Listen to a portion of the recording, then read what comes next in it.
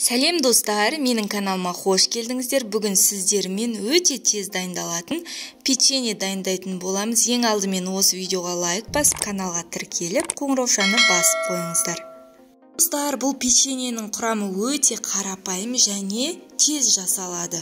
Сонымен бізге керекті құрамдар: ең алдымен бізге 2 жұмыртқа, 100 грамм қант және сұйық май. Сұйық майдың көлемі 5 ас қасық болса жетеді. Қопсытқыш және айран, жарты килограмм ұн және ванилин қажет болады. Ең алдымен ыдысымызға 2 жұмыртқаны, 100 грамм қантты салып, жақсылап араластырып аламыз. Достар, жұмыртқа мен қант жақсылап араласып болғаннан кейін үстіне 1 кесе кефирді, 1 шай қасық қопсытқышты және жарты шай қасық ванилинді саламыз. Одан кейін 5 ас қасық көлемінде сұйық май құйып, жақсылап массамызды араластырып аламыз. Масса жақсылап араласып болғаннан кейін, міне осындай масса болады бізде. Одан кейін жарты килограмм ұн керек болады. Ұнды 2 бөлікке бөліп саламыз.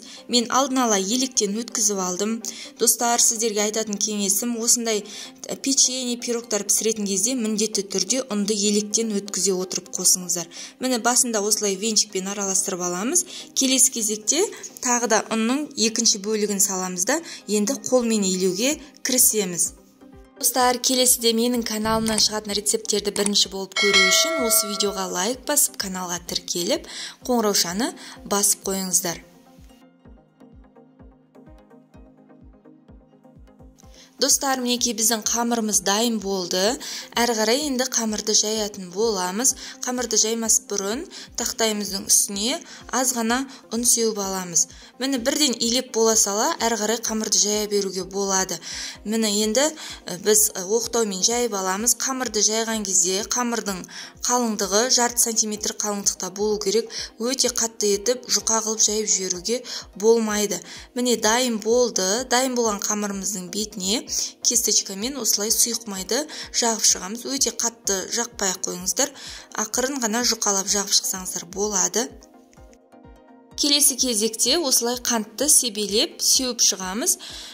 Балаларыңыз тәттіні жақсы көретін болса, көбірек себе берулеріңізге болады. Мен ондай қатты көп сеппедім. Одан кейін оқтаумен қант сіңу үшін үстінен оқтаумен 1-2 жүргізіп аламыз. Міне видеода көргендей етіп осылай жүргізіп алған дұрыс.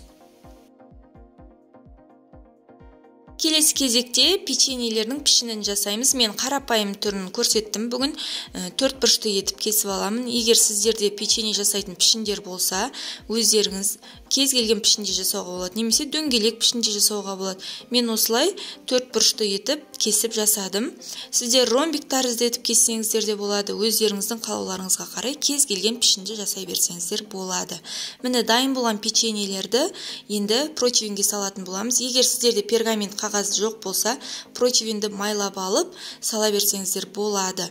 Противенге тізіп болғаннан кейін 15-20 минутқа алдын ала қызып тұрған пеште 180 градуста пісіріп алатын боламыз.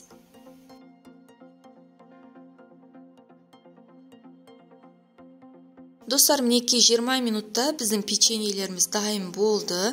Өте дәмді, иісі керемет, жұмсақ, балалардың көңілінен шықты. Сіздерге де жасап көруге кеңес беремін. Міндетті түрде осы рецептпен жасаңыздар. Егер сіздерде кефир болмаса, орнына сүт қоссаңыздар да болады. Өте дәмді болып шығады, достар. Міндетті түрде осы рецептпен жасап көріңіздер. Достар, келесіде менің рецепттерімді ең бірінші болып көру үшін менің каналыма тіркеліп, осы видеоға лайк басып қойыңыздар. Сіздердің қолдауларыңызды комментарийде күтетін боламын.